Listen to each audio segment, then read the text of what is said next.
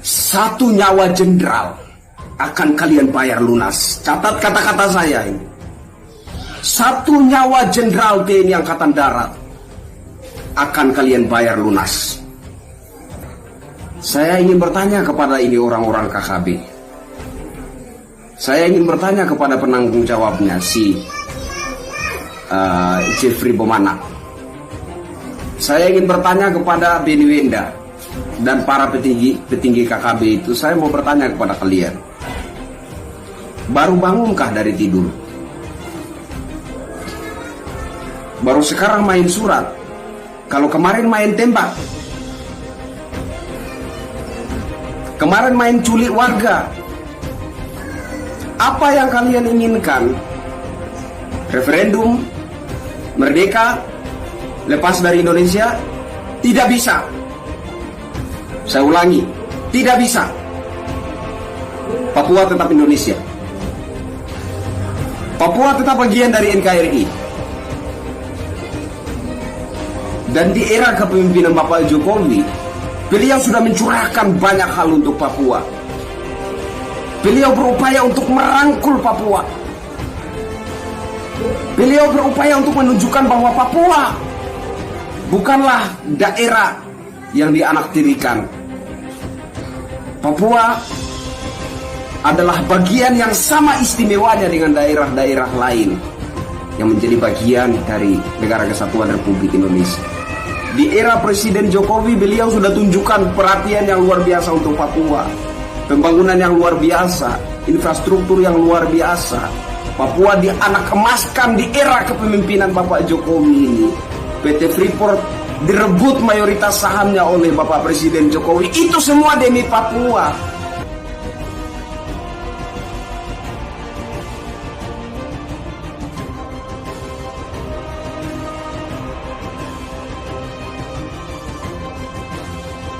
Tamat sudah petualangan Komandan Batalion KKB Papua ditembak mati pasukan TNI Polri.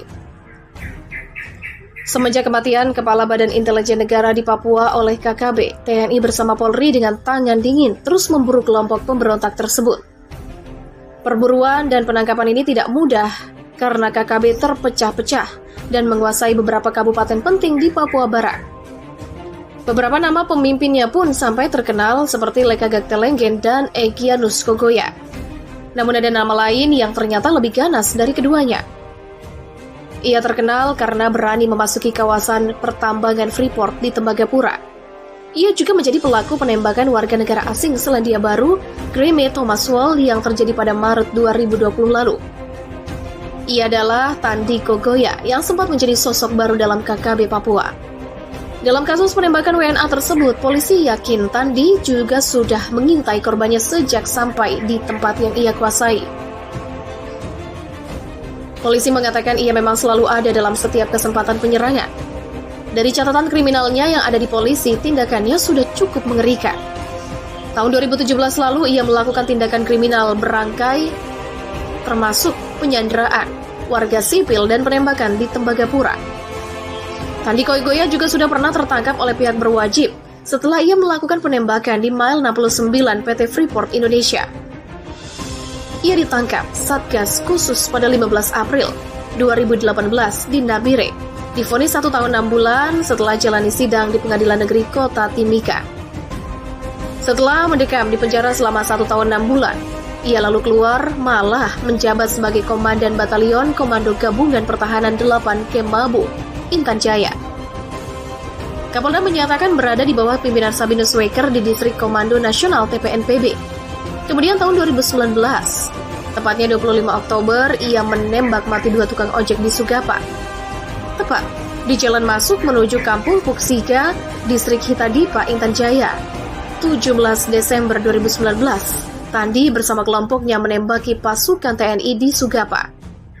Saat itu 2 prajurit gugur, yaitu Letu Infantri R. Rizal Zuhri Sidabutar dan Serda Rizky Susendo.